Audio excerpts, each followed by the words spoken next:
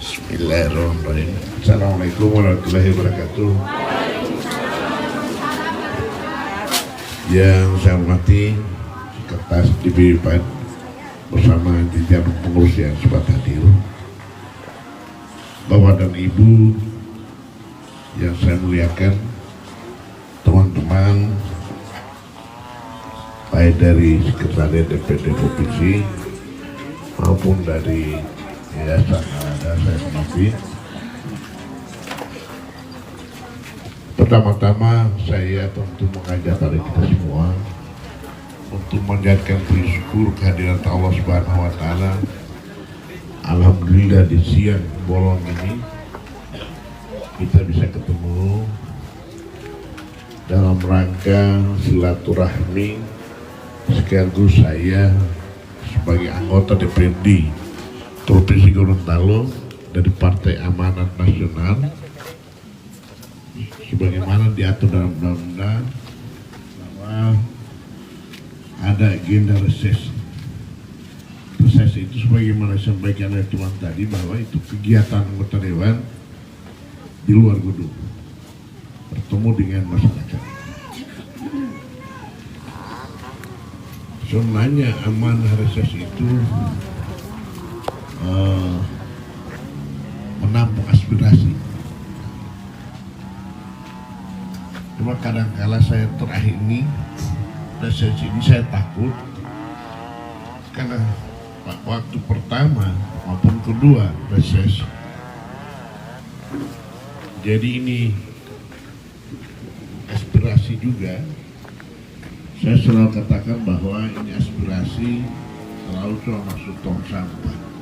Artinya di almah udah sih boleh mari di rumah gagal, susu gagal, foto masyarakat, juga mana di almah. Jadi ini yang kondisi yang ada, oleh karena saya memakai istilah saja sebagai acara silaturahmi kita bertatap. Apalagi di meja ini saya tahu posisi bahwa mayoritas memilih saya kemarin Pak Fek, baik dalam Pilwako kemarin 2018 yang terakhir, saya tahu di meja ini banyak memilih saya, setia sampai sekarang, setia sampai akhir. Sekarang saya sudah anggota DPD, masuk anggota DPD dari Partai Amanat Nasional. Makanya tentu Bapak dan Ibu punya kewajiban kalau menghendaki lagi partai ini ke depan lebih besar lagi, insya Allah. Sebab pengalaman saya di DPD itu, makanya saya katakan, kalau ingin Gorontalo ini sejahtera, jangan gubernurnya partai A, ketua DPD-nya juga partai A, kacau itu seperti ada sekarang. Karena gubernurnya Golkar, ketua DPD 1 Golkar, ketua DPD ada sekretaris DPD 1 Golkar, Pak Faris Sujong, maka kacaulah di DPR itu. Kenapa? Karena ketua DPD tidak mampu mengimbangi kebijakan pemerintah yang tidak pro rakyat, tidak berpihak kepada rakyat, selalu hanya mengamankan kebijakan gubernur. Kenapa? Karena takut ketua DPR. Takut ketua DPR jangan mau diganti. Oleh karenanya apa maunya gubernur harus dikondisikan di DPD. Itu yang terjadi. Jadi kalau menghendaki rakyat sejahtera, ada pengertian rakyat, harus jangan antara gubernur dan ketua DPR sama partai. Disitulah kekacauan. Jadi ini pengalaman Bapak dan Ibu. Ini sengaja saya sampaikan karena kondisi seperti itu. Karena saya juga pernah jadi ketua DPR. Pernah ketua DPR Pak Medi Bututi almarhum, ketua Dewan Penasihat Golkar. Saya ketua DPR. Saya juga ketua partai. Tetapi tidak selalu mengikuti kemauan Pak Medi almarhum. Bahkan beliau kita pernah interpelasi, artinya interpelasi itu meminta keterangan. Jadi saya proses sampai Mahkamah Agung, turun putusan Mahkamah Agung, harus berhenti Pak Medi dan Pak Kunio. Tetapi memang waktu itu masih menganut Undang-Undang Nomor 22 tahun 99. Jadi setelah turun putusan Mahkamah Agung, DPR masih sekali bersidang menetapkan tidak diberhentikan dari wali kota dan wakil wali kota, dan itu yang saya tidak lakukan. Tetapi saya ingin membuktikan pada rakyat bahwa apa yang kita buat itu, apa yang dilakukan oleh wali kota itu tidak betul.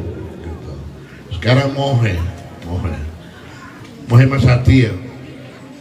Masalah GOR kemarin saya pernah menyurat ke pimpinan dewan, tembusan semua praksi, meminta agar ada permintaan keterangan terhadap gubernur karena kasus GOR. Kasus GOR itu biarlah persoalan hukumnya di pengadilan, tetapi persoalan politiknya harus DPR, harus diketahui. Apakah pernah dibahas ini GOR? Apakah masuk RPJMD ini GOR? Perlu diketahui. Ya, itulah saya bilang tadi. Cuma karena ketua DPR-nya juga orang Golkar, maka tidak dikondisikan semua praksi untuk menolak permintaan saya. Gitu. Karena ketua DPR-nya orang Golkar.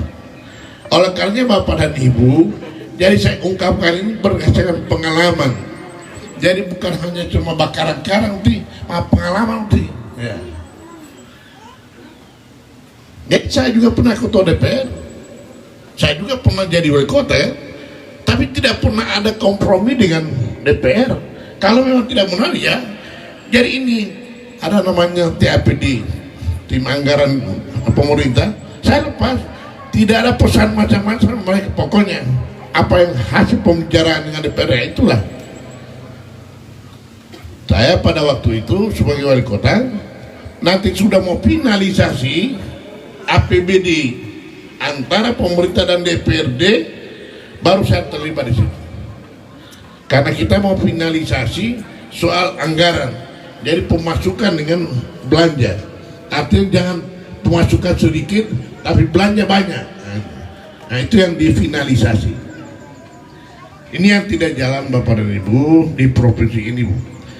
Provinsi ini kayak kemarin ini ada pembahasan perubahan APBD 2021 ya.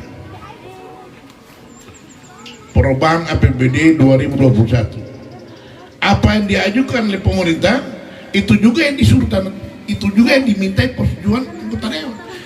Jadi buat anggota dewan bangga, utamanya bangga cuma stempel, distempel ini. Apa yang diajukan pemerintah itu juga yang harus disetujui, dan ngotot, pemerintah ngotot. Karena Mas Parenda, Pak Sekda juga sebagai ketua TAPD, ketua tim anggaran pemerintah daerah, dia bisa berbuat banyak. Karena polianu warung dua helema yang anggota dewan, politik mau tampih untuk mau gubernur. Ini yang terjadi. Kalau saya ketua dewan membahas anggaran itu sampai jam 3 jam apa pagi, memang kita gali apa yang diajukan oleh pemerintah itu, memang kita. Jadi bukan hanya sekedar setuju. Sekarang Bapak dan Ibu, makanya saya katakan bahwa DPRD itu sama dengan Dinas Perwakilan Rakyat Daerah, sesama dengan dinas. Jadi DPD itu sesama dengan satu dinas, SKPD namanya. Jadi kondisi yang terjadi sekarang. Tetapi memang sangat disayangkan teman-teman fraksi tidak ada yang punya keberanian untuk mengkritisi pemerintah. Semua teman-teman fraksi cuma setuju-setuju saja. Kenapa itu? Karena itu sudah disepakati sebelum diambil sumpah sebagai anggota DPR. Jadi sudah ada kesepakatan antara partai dengan gubernur bahwa menyetujui semua kebijakan gubernur, terkecuali Nasdem dan PAN. Nanti dia aja itu. Sebelum dilantik anggota DPR September, hari ini tanggal 1 Nanti 19 hari saya sudah mau 2 tahun anggota DPR. Jadi sebelum diambil sumpah sudah menandatangani kesepakatan antara gubernur dan ketua-ketua fraksi. Artinya isi kesepakatan itu partai-partai mau nyetujui apa kebijakan gubernur. Makanya partai-partai skut tutup mulut. Yang banyak materia ini cuma Nasdem dengan PAN, karena Nasdem dan PAN tidak ada kesepakatan dengan gubernur. Tetapi kesepakatan Nasdem dan PAN kesepakatan dengan rakyat, memperjuangkan kepentingan rakyat, bukan menginginkan kepentingan gubernur. Itu Nasdem dengan PAN. Kalau partai lain kesepakatan dengan gubernur agar supaya menyetujui kebijakan gubernur. Kalau Nasdem dengan PAN, kita ada kesepakatan dengan rakyat untuk memperjuangkan nasib mereka, bukan menginginkan kemauan pemerintah. Dan ini yang terjadi. Bagi saya, Bapak dan Ibu, saya sudah sampaikan sama Ketua DPD Pak Ramdan nggak tahu. Bahkan saya sudah bilang bahwa baru 1 tahun saya menjabat, saya sudah bilang sama Pak Ramdan, rasanya ini anggota DPR bertentangan dengan nurani. Bahkan saya sudah menawarkan sama Pak Ramdan, saya mengundurkan diri anggota DPR. Kenapa? Karena memang saya sadar bahwa saya sendiri yang berteriak di sana. Jadi dari 45 orang anggota DPRD itu, cuma saya sendiri yang berteriak melawan kebijakan pemerintah yang tidak berpihak pada rakyat, Bapak dan Ibu. Pahlawannya latih 44 orang. Tapi saya tidak pernah ada kata berhenti di dalam memperjuangkan kepentingan rakyat. Dilungguhi pemerintah atau tidak, bagi saya itu urusan Allah. Tetapi kewajiban saya, karena pada saat diambil sumpah,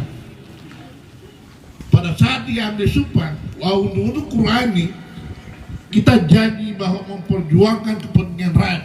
Sama dengan Pak daerah, gubernur juga begitu, wali kota juga begitu kan? Disumpah harus berjuang. Tapi ini kalau sudah selesai sumpah, maka itu pemikiran betul.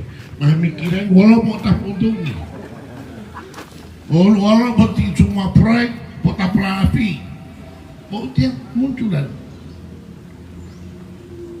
makanya selalu saya hentak, kenapa ini provinsi Gorontalo 5 besar termiskin dan gubernur terkaya nomor 2 terkaya di Indonesia. Wah biasa, rakyat termiskin, gubernurnya kaya. Kemarin berapa hari lalu Bupati Probolinggo bersama suaminya ditangkap oleh KPK. Suaminya juga itu mantan bupati 2 periode. Istrinya itu sudah mau yang kedua sekarang. Ilwa upahnya sama-sama. Dan cuma berapa itu? Cuma 360 juta. Buat tiap di Gorontalo ini itu berdasarkan perhitungan BPKP kerugian negara 43 miliar, 3 atas perhitungan BPKP, bukan cerita saya. Perhitungan BPKP bahwa kerugian negara ada 43 miliar, 3. Probolinggo itu mau 362,5. Ya. Itu yang tertangkap. Yang ditangkap oleh KPK, tangkap di Laupali atau Tolu itu. Artinya apa? Kalau dipikir sudah 2 periode, apakah watete dia doi Pak, Pak Haji Ramdan memberitahu saya punya kondisi sejak saya ketua DPR, wali kota, Pak ketua DPD tahu saya dia doi Pak. Tapi janganlah dijual idealisme karena kepentingan pribadi. tidak punya apa-apa Bapak dan Ibu. Saya bukan orang kaya. Tetapi kenapa saya diperhitungkan oleh teman-teman lawan-lawan politik? Karena sikap. Kalau saya sudah bicara sampai mati dia mau metal tadi mengeleu di situ bedanya Bapak dan Ibu. Ini orang lain saya lihat artinya bahwa jabatan kikina anggota DPR mah pertanyaan mulai jabatan apa? Bahwa anggota DPR. Bayangkan anggota DPD saja sudah begini, apalagi kalau kepala daerah Bapak. Kepala daerah itu memang wanu iman hilangi memang luar biasa pendapatannya itu. Luar biasa itu pendapatan. Artinya makanya saya katakan begini. Kalau mau jadi kepala daerah itu tergantung niat. Tergantung niat. Saya ingin jadi kepala daerah, insya Allah masyarakat Kota Gorontalo ini salah jadi aman, jadi sejahtera. Dia dulu teh pemilu, maka itu niat. Tapi kalau niat saya jadi kepala daerah ini, insya Allah jadi kaya, nah itu yang terjadi juga. Jadi tidak mampu dulu ini kondisi rakyat. Pokoknya walau mikiran doi, walau buat kegiatan pemerintahan tetap pulang doi. 10% saja Pak, 10% saja. Artinya dia mau tidak. Walau anggaran 1 miliar saja mau 100 juta. Mau 100 juta, 1 miliar, anggaran 1 miliar. Apalagi kalau anggaran sampai 32 miliar atau 7 miliar, aduh, lama Pak, Pak dipatah ya. Dan inilah yang bikin banyak ini kepala daerah. Saya mengamati seluruh Gorontalo ini Bapak dan Ibu. Ini kepala daerah Gorontalo ini. Saya bukan orang bersih, saya juga pernah jadi kepala daerah. Tetapi kalau saya mengamati di Gorontalo ini, waduh kita bertiu untuk rakyat, boh, ya hanum.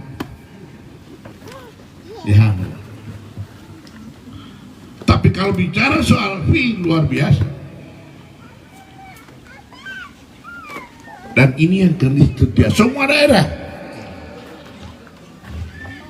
Sebab saya ada data-datanya semua.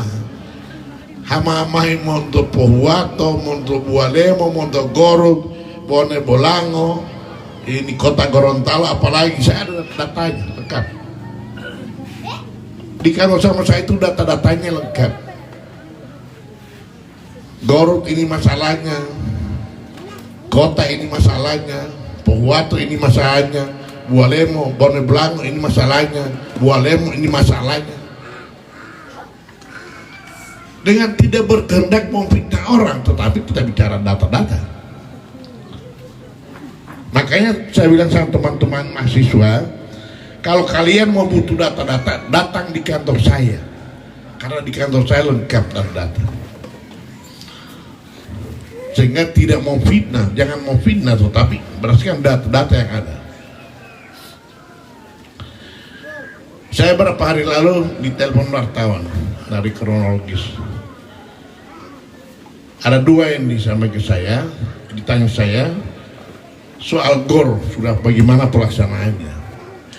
Saya bilang proses GOR ini, jalan GOR itu sidangnya jalan sekarang, tapi sudah berapa kali gubernur tidak pernah hadir dipanggil saksi.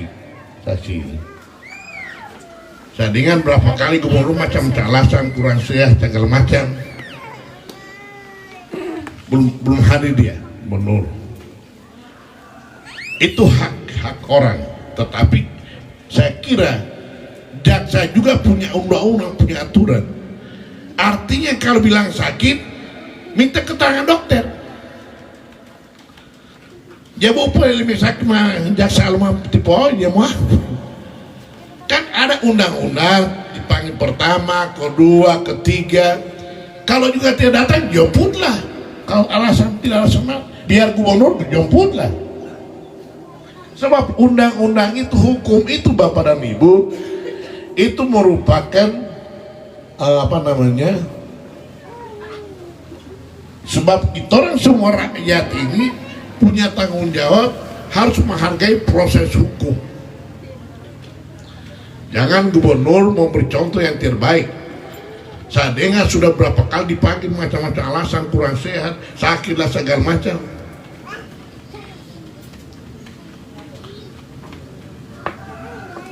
Oleh karena Bapak Ibu, kenapa Gorontalo seperti yang saya sampaikan bahwa kita 5 besar termiskin? Kan selalu alasan gubernur bahwa kemiskinan itu di kabupaten kota. Ya benar. Saya wali kota, saya terima dari almarhum Pak Medi Botutihe, kemiskinan itu 8,85%. Saya tinggalkan 2013, kemiskinan di kota 5,32%. Saya tinggalkan. Memang tanggung jawabnya kabupaten kota, tetapi itulah pemerintah provinsi itu sebagaimana diamanatkan oleh Undang-Undang Nomor 23 2014 itu, bahwa pemerintah provinsi itu perpanjangan tangan pemerintah pusat yang ada di daerah. Kalau toh juga misalnya Pohuwato 22% miskin, tolong dibantulah. Ngapa uang 10 miliar untuk masalah kemiskinan? Kalau misalnya Gorok ada 15% miskin, kenapa 10 miliar untuk khusus program kemiskinan? Tapi di Provinsi Gorontalo tidak pernah ada, Pak. Tidak pernah ada seperti itu. Pernah penyampaian gubernur di DPR bahwa memang kemiskinan ini diterima dari Sulawesi Utara, kemiskinan 33%. Waktu pertama 2002 kita terima dari Sulawesi Utara, kemiskinan ada 33%. Nah, baru gubernur pertama Fadel, baru dilanjutkan Agus Nar, berarti tahun 2012. 2012 itu kemiskinan 17,84%. Berarti lelai kurang lebih 16% selama 10 tahun. Jadi dari 17,84%, kemudian sekarang ada 15% lebih. Berarti 10 tahun kedua hanya kurang lebih 2%.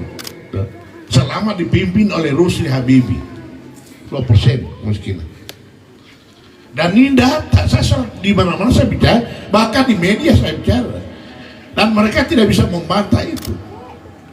Artinya 10 tahun pertama Gorontalo ini, waktu masih Pak Fadil, Pak Gusnar, itu dari 33% jadi 17%. Ada kurang lebih 13% menurunnya angka kemiskinan.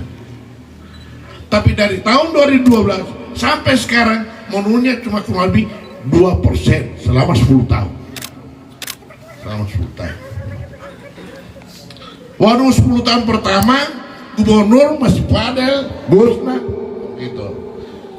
Yang 10 tahun kedua ini Rusli Habibie yang gubernur sampai hari ini. Insya Allah beliau akan berakhir jabatannya 12 Mei 2022. Jadi meninggalkan kemiskinan, Pak.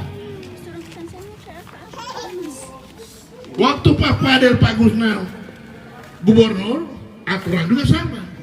Kemiskinan tanggung jawab kabupaten kota, tetapi ada program, ada kontribusi pemerintah provinsi pada masyarakat yang bisa menurunkan angka kemiskinan. Kalau tidak seperti itu, saya agak sedih melihat ini provinsi Bapak dan belum lagi melihat kota. Aduh, ini kota kalau saya mau bicara lagi, pun malah yang ngomong polipomohihi ya kan. Tapi kalau bicara kenyataan, sekarang kota Gorontalo sudah apa yang jadi Bapak? kita bicara kenyataan. Provinsi Gorontalo, kalau kita mau bicara jujur, sudah apa yang dibangun oleh gubernur yang proyek yang monumental. Tadinya kan GOR itu, ternyata GOR juga ada masalah. Kalau itu jadi mulus, sekarang saja belum selesai, masih banyak tanah yang belum diselesaikan oleh pemerintah pusat, masih bermasalah. Karena itu saya selalu katakan bahwa perencanaannya tidak matang.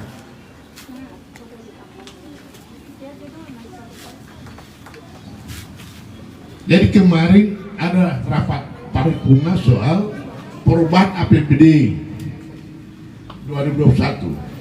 Nasdem dan PAN keluar sidang. Kalau istilah kerennya walkout, keluar sidang. Ada dua partai, Nasdem dengan PAN. Ada kami 9 orang di sini. Kenapa keluar? Karena memang sejak pembahasan di Banggar, pemerintah ngotot dengan konsepnya. Sementara Nasdem dan PAN menghendaki agar ini program lebih banyak ke rakyat dulu. Begitu banyak yang rakyat susah sekarang. UMKM saja yang tercover karena corona ini ada 29.000 UMKM. Oleh karena kemarin itu kami keluar karena dibakar ngotot pemerintah. Sebab di dalam konsep pemerintah itu pengadaan tanah yang tadinya tanah 12 miliar terakhir diajukan sudah 15 miliar. Dan yang kedua pengadaan mobil dinas pimpinan dewan. Pengadaan mobil dinas. Makanya keluar di media kemarin yang dibatalkan itu, media Menara mengatakan bahwa Nasdem dan PAN menolak Islamic Center. Tapi sudah dibantah itu oleh media. Nah, tanah itu untuk peruntukannya untuk Islamic Center. Kalau bicara Islamic Center, begitu saya jadi anggota dewan tahun 2019 Bataria terus Islamic. Kenapa? Karena Islamic Center itu dijanjikan gubernur pada saat kampanye dan sudah masuk dalam RPJMD. Sekarang baru mereka anggarkan. Artinya kenapa kami mau setuju? Karena kurang tepat dengan kondisi sekarang. Kalau memang gubernur serius, dari 2018 sudah dianggarkan. 2017, 2018 sudah dianggarkan. Tetapi gubernur justru serius membangun jalan Petanga Iluta yang bermasalah kurang lebih 17 miliar sekarang bermasalah dan belum selesai. Saya sudah 2 kali melewati jalan itu. Tahun lama lalu mau ingat saluran air naik dari Petanga turun di Iluta. Saya sudah 2 kali lewati itu. Itu pun mesti naik harta, bawa kebiasa, segala macam tidak mampu. Kalau gubernur serius membangun Islamic Center dari sejak tahun 2017, 2018 sudah dianggarkan tanah segala macam, barulah DED-nya segala macam. Sekarang baru mengurus AMDAL. Sementara gubernur berakhir jabatannya Mei 2022. Jadi cuma pura-pura semua. Alasan apa namanya Gorontalo ini adat bersenikan cara bersenikan kita bulan bawa bakak. Kenyataan tidak seperti itu di lapangan Bapak dan Ibu. Jadi jangan asal ngomong. Jadi apa yang disampaikan itu, apa yang diprogram harus serius lah. Ini Bung Malali. Kalau memang gubernur serius dengan Islamic Center ini dari tahun 2017 Pak, sekarang sudah peresmian itu. Dengan berakhir jabatan gubernur, sekalian peresmian Islamic Center. Wandel yang mengpanglati tambulo tay, buat tambulo. Di Ilo ngomong di apa? Hah? Mau depu. seperti itu. Dan itu janjikan pada waktu kampanye bahwa akan membangun Masjid Agung, akan membangun Islam Center, dan sudah masuk di RPJMD. Kenapa nanti sekarang? Nanti sudah mau berakhir jabatannya, baru dianggarkan. Disitulah Nasdem dan PAN menolak itu. Kenapa? Karena rakyat masih miskin. Banyak kondisi dengan corona ini banyak susah. Tolong ini untuk UMKM dulu lah. Rupanya gubernur tidak tertarik dengan itu. Tetap mau dipaksa ini sajian. Toh juga mau dipaksa sekarang Islam Center. Toh juga harus diadakan uangnya. Harus ada aprisal, segala macam, mesti ada musyawarah dengan pemilik tanah.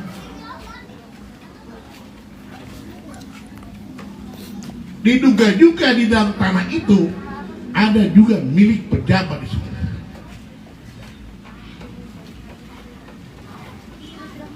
Jadi ini memang artinya kadang-kadang saya jadi stres sendiri Bapak dan Ibu. Jadi stres sendiri karena saya melihat bahwa memang keberpihakan untuk rakyat ini cuma pura-pura. Wanula kalau yang Arab ini boyahan, boyahan.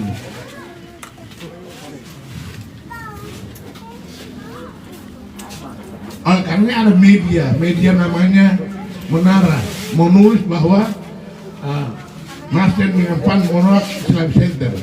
Nah, tapi kemarin nanti kita sudah ancam di media, kami akan lapor secara hukum, kita akan masuk dengan ranah hukum.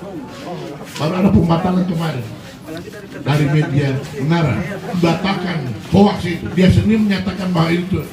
Coba dalam berita itu Pak Asep, yang masih saya mau cari itu, bahwa ini wartawan Menara ini karena ada salah seorang penyampaian pada sore hari itu. Nah itu yang saya mau cari. Sebab wartawan ada yang menyampaikan ke dia bahwa Nasdem dan PAN menolak Islam Center. Hanya informasi dan dia tidak hadir di. Saya masih mencari itu. Ada di berita itu. Disampaikan pada sore hari itu ada seseorang menyampaikan. Seseorang itu luluh. Karena Menara setelah kita ancam media dalam waktu 1 minggu tidak minta maaf, kita akan mengadu, kita akan laporkan. Dan ini yang dikembangkan. Justru ada oknum-oknum ASN justru dibuat video, disebarkan pada pegawai. Nah, ini yang saya masih cari. Ada videonya, mungkin di depan. Ada videonya itu. Tertulis juga di situ bahwa Nasdem dan PAN menolak Islam Center. Ada videonya itu.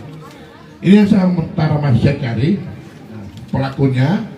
Artinya begini, perbedaan politik itu soal biasa, Bapak dan Ibu. Biasa. Tetapi kalau sudah masuk di ranah pribadi, itu soal hukum. Apalagi kami sudah menjelaskan lewat keterangan pers tanggal 23 itu lengkap, ada wartawan dan tidak pernah menyebut bahwa menolak Islam Center, baru diputar balikan. Ini tidak lain persoalan. Jadi ini gambarannya Bapak dan Ibu. Oleh karenanya bagi saya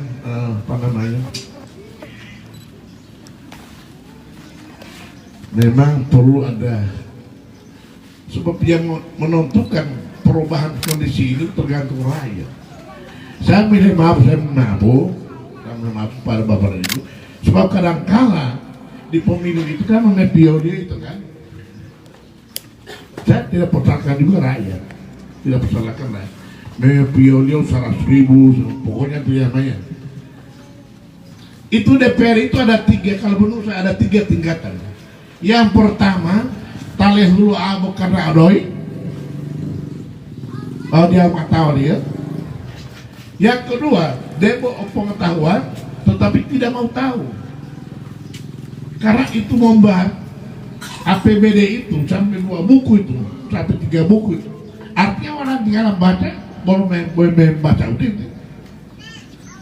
Ada yang hebat tapi takut kepada ketua partai. Saya pernah dilapor oleh gubernur ke ketua partai Pak Anas. Waktu pertama saya mempercayakan gol orang itu, saya bikin statement di media, baru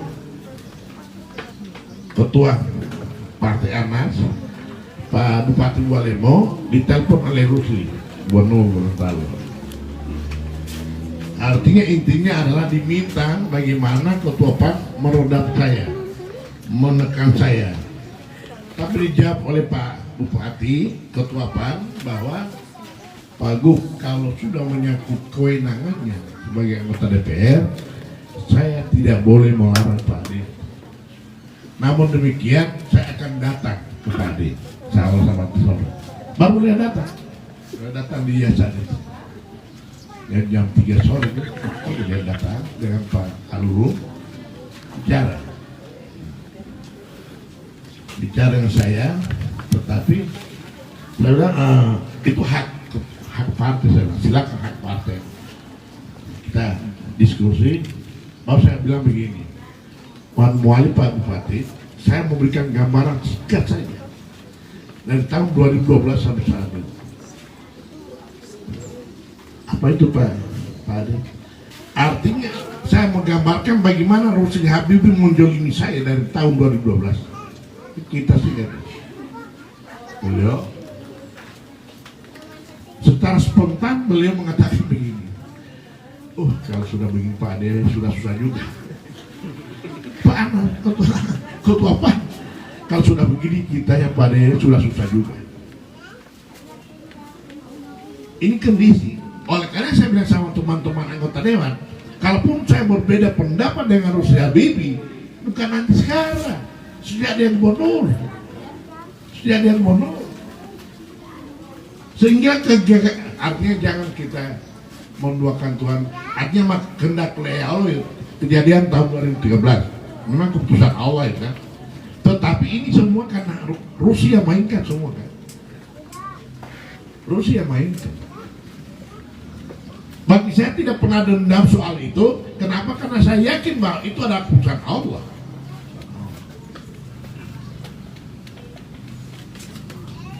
Pak Rustam Akili itu mantan ketua DPR, mantan pengurus Golkar provinsi.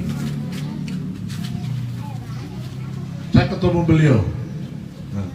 Kan beliau lagi sekarang ini lagi ada masalah perdata dengan Rusli Habibie. Soal utang piutang sampai di tangan di pengadilan di Boto sekarang. Sidang pertama sudah selesai, mungkin hari Senin depan sidang kedua. Baru dia cerita, Pak Rustam cerita bahwa kalau masalah perdata itu mungkin menurut ulama pengalaman tahun mengikuti perdata ya. Jadi Bapak dan Ibu, kalau masalah perdata itu pertama dimediasi dulu kan. Pembongkar perkara kan, jadi hakim memediasi antara kedua belah pihak, antara Pak Rusli dan Pak Rustam Akili. Dimediasilah di PN Nimboto, dimediasi, baru Rusli hadir, dulu hadir dengan pengacaranya. Tapi Pak Rustam Akili karena waktu itu isoma masih cuman dia, jadi dia cuma Zoom, tahu Zoom? Mungkin nggak tahu kayak nauti, kamu sekolah tuh, ada tahu karena waktu itu marah anak-anak, karena anak-anak sekarang, ulo tahu masuk kelas 1 sekarang, kelas 2 masih hati ya kan? Dia tahu guru dia, paling dekat, dia tahu guru dia, seka. Jadi lemah setahun lalu, sekarang kelas 2, ya rata-rata tahun kuliah. Itu saya punya cucu. Ini bukan cuma kita. Saya punya cucu nomor 1 itu kebetulan dari Ubulo, lulusan Ubulo. Baru masuk di model. Saya tanyain sama cucu, kau sudah berapa kali ke surat? Belum. Baru belajar, kamu belajar di rumah ini. Aduh, itu kondisi yang ada Bapak dan Ibu. Nah, baru saya lanjutkan pembicaraan Rustam dengan Rusli ini kan. Sudah diharapkan mediasi oleh pengadilan. Di pengadilan negeri Boto, mediasi. Jadi dalam mediasi itu artinya kan ini bicara utang piutang kan. Artinya mungkin mau cari titik temu, mungkin ada perbedaan. Tapi Rusli hadir di pengadilan, Rustam Akhili tidak hadir, cuma lewat Zoom.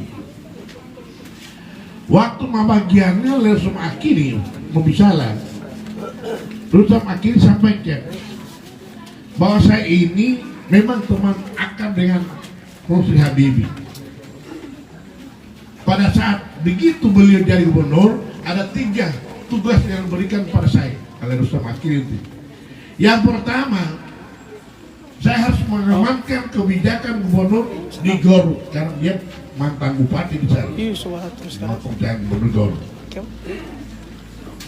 Memang Garut juga sekarang ada masalah, sampai sekarang belum ditutup juga masalahnya, namanya blok plan di Garut itu. Sampai sekarang belum tutup perkara itu. Blok plan yang ditinggalkan oleh Rusli. Yang kedua, Pak Rustam Akhili bilang, begitu dia gubernur, maka saya diberi tanggung jawab untuk mengamankan semua kebijakan. Baru yang ketiga, tugas yang ketiga yang diberikan pada saya diminta bagaimana menjolimi, membunuh karakter Adhan Nabeya. Dan itu disampaikan di pengadilan, Pak. Bagaimana membunuh Adhan Nabeya. Saya cuma ketawa, karena saya berpikir bahwa alhamdulillah, saya bersyukur pada Allah, niat yang tidak baik ini tidak dipenuhi oleh Allah kan, tidak diijabah oleh Allah. Saya kira itu ya. Makanya saya selalu bersyukur. Betul oleh Rustam, pokoknya kalau ada perintahnya Rusli dan ada yang bikin sampai ada kemudian gagal lagi, oh dia mau telepon saya, Pak Rustam mau gagal politik. Ijab raya itu, niatnya dia ijab raya itu, ini semua kan atas izin, tidak akan bergerak sebiji jarak pun tanpa izin.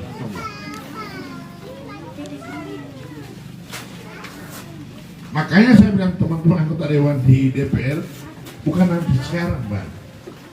Kemarin waktu 2018 akrab. Apa taman? Walaupun inilah kali terakhir, apa? Waktu 2018, mana taman yang ada? Taman ini.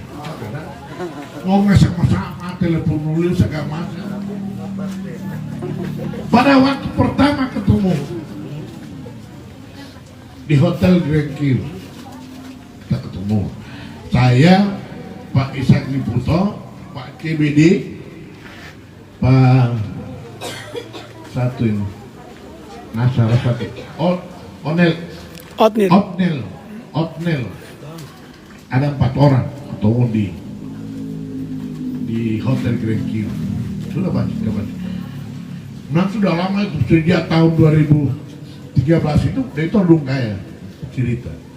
Akhirnya Ishak Liputo menyarankan ada pernyataan kesepakatan. Nah, baru saya bilang, ya Pak Ishak buat saja Pak Ishak, siap nanti kata. Artinya kesepakatan saya dengan Rusli Habibie. Sudah membentuk Pak Ishak ini pernyataan.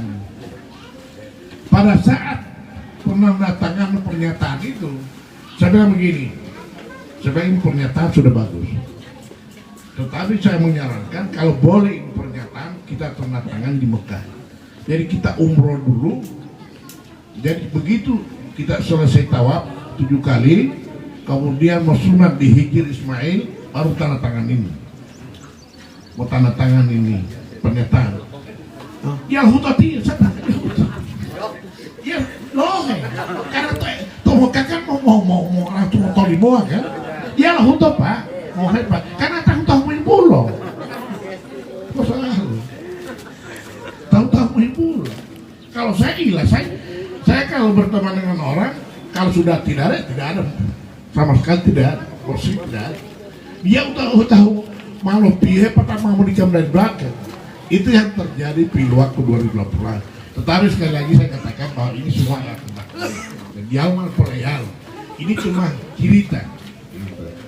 Tetapi semua adalah kehendak Allah. Jalman di mandi po yang walato ya betul tidak terpilih lagi, tidak jadi wali kota aja mandi aja mandi susah urik pet agama kita orang ini pendong mau mandi poliwa karena kosong. Jadi itu gambarannya Bapak Ibu. Oleh karenanya saya melihat di Kota Gorontalo ini perlu ada perhatian juga pemerintah. Kemarin saya soroti wali kota soal gelanggang remaja itu Stadion Merdeka. Saya tidak tahu, saya lewat situ hari. Saya lewat situ, baru saya lihat di pintu masuk itu ada baliho. Jadi top dilarang olahraga, masih ditutup itu Stadion Merdeka karena masih PPKM kan.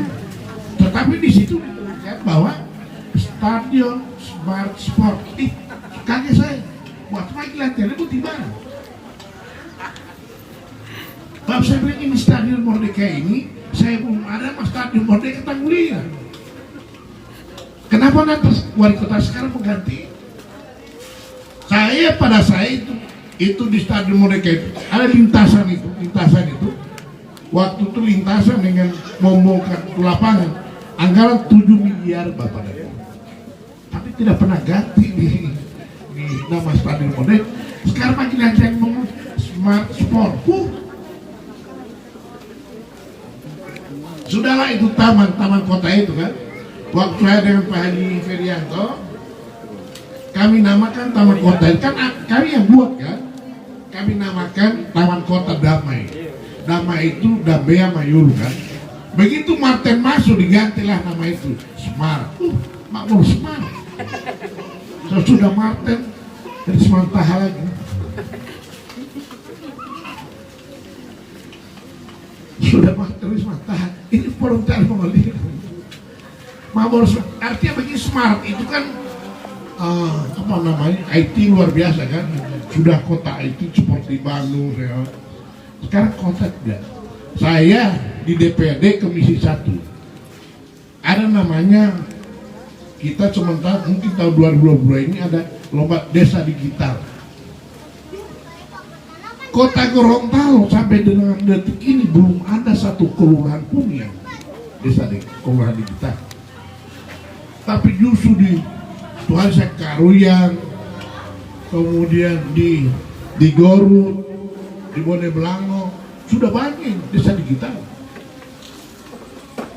Tapi di kota Gorontalo sampai detik ini belum ada satupun kelurahan digital.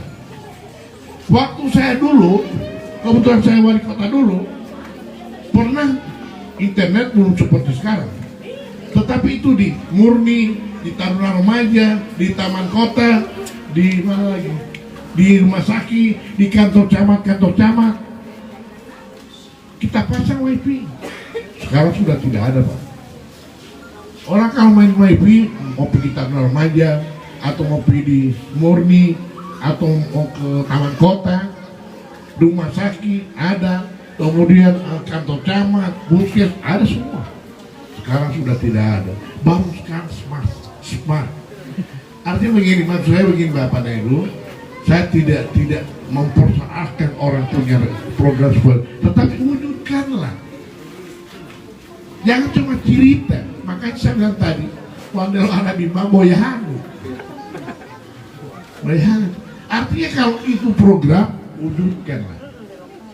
Dan saya bangga kalau seperti itulah kondisi. Tapi kenyataan tidak seperti itu. Makanya Bapak dan Ibu, jadi kemarin saya protes itu. Yang kedua juga soal ASN, ada edaran wali kota soal pemotongan TPP terhadap ASN. Saya katakan begini, kalau begitu modelnya berarti wali kota sudah kehabisan akal. Kenapa? Mengatur saya pegawai dia mampu, apalagi mengatur rakyat. Waktu saya pegawai suruh mengaji tiap hari Jumat, mengaji. Boleh diatur. Kalau mengatur pegawai saya tidak mampu, itu ukurannya. Sedangkan mengurus pegawai pada tidak mampu, apalagi kalau mengurus rakyat tingkat hilang mulai. Oleh karena Bapak dan Ibu, dengan kondisi sekarang ini memang sangat memprihatinkan dengan corona ini. Ini corona memang juga banyak hoax. Pokoknya percaya atau tidak, tetap kita menjaga diri masing-masing, menjaga kesehatan masing-masing. Ya. Malu vaksin ini belum, sudah berapa vaksin? Saya sudah 2 kali vaksin. Hah? Sudah 2? Alhamdulillah. Ya. Artinya begini, vaksin itu Bapak dan Ibu, sebenarnya ini hoax macam-macam ini. Apa namanya? Sebenarnya dia tidak tervaksin, dia terjanji, dia vaksin. Yang bikin mati ini bukan vaksin, janji. Cuma karena sudah stres, pikir, vaksin mah, karena termakan dengan hoax-hoax ini. Tetapi kalau kita yakin bahwa semuanya ini kita kembalikan ke atas. Latike usaha ya kan. Kalau kita yakin dengan itu, insya Allah. Saya sudah 2 kali vaksin. Saya sudah umur 63 tahun kok juga. Alhamdulillah sampai hari ini. Waktu Bapak sibuk tidak ada pengaruhnya apa tidak. Jadi kalau Bapak vaksin, Bapak dan Ibu, tolonglah. Artinya vaksin ini untuk kepentingan diri sendiri. Memang akan ada program pemerintah yang namanya program kekebalan imun itu, kekebalan imun itu kalau tidak salah November akan di. Tetapi syaratnya itu sudah vaksin 2 kali.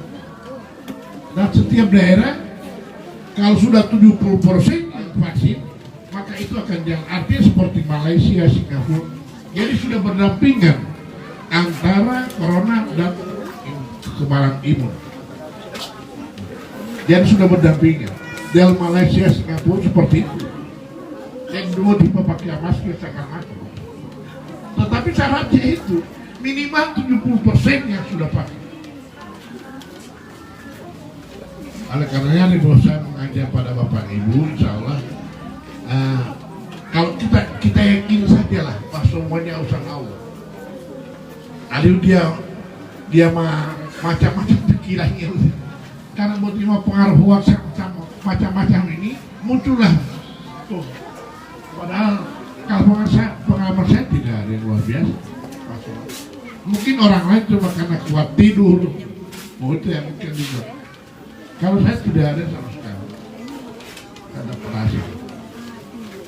Jadi ini Bapak dan Ibu, alhamdulillah pertemuan hari ini, dan sekali lagi saya menyampaikan terima kasih pada DPD PAN Kota Gorontalo, dan Bapak dan Ibu alhamdulillah telah hadir hari ini, dan menyampaikan terima kasih, dan mudah-mudahan insya Allah di masa-masa akan datang insya Allah akan ada pertemuan lagi.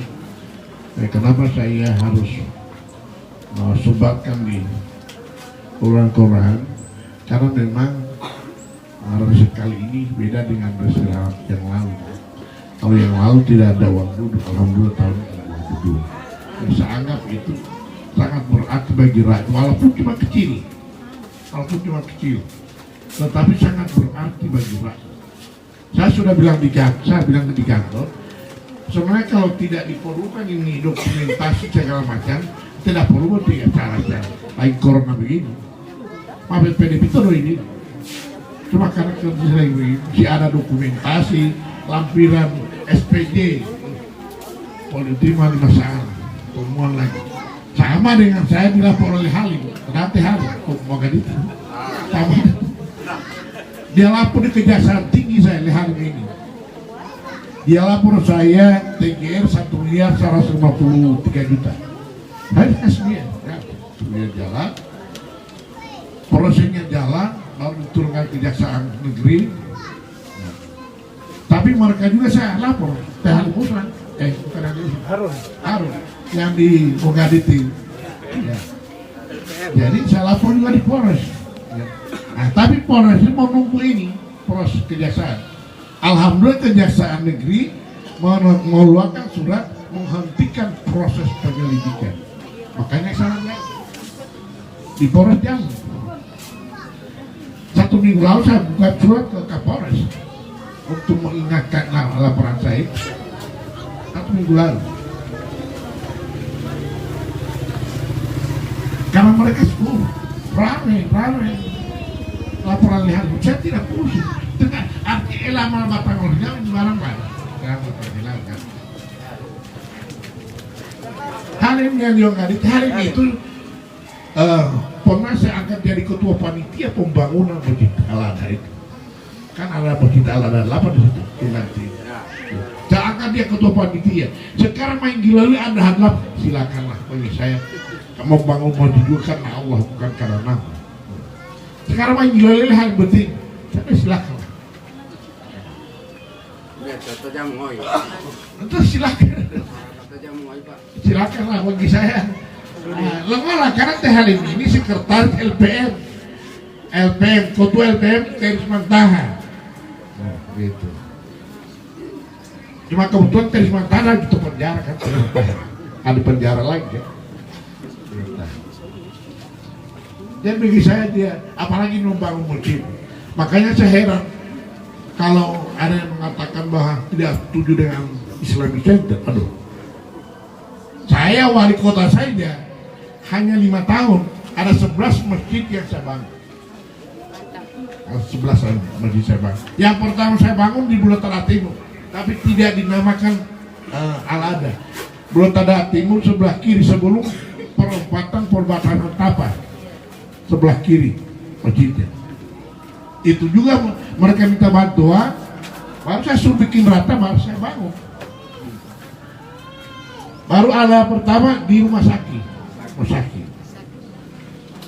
Al-Adha 2 di Helena Selatan, Al-Adha 3 di JDS almarhum Pak Salah, Al-Adha 4 di Jalan Palma di Libuo, Al-Adha 5 di Libabe, Al-Adha 6 di Bulide, Al-Adha 7 di Garut, terusnya di Batu. Ya. Pada saat saya membangun Al-Adha 7 di Garut dengan Pak Ramdan ini, Pak Ramdan, Ketua DPD PANI, waktu saya membangun masjid Al-Adha 7 di Garut, datanglah surat yang ditandatangani oleh Wakil Bupati Pak Indra Yasin, disampaikan bahwa pemerintah menolak saya membangun masjid saya.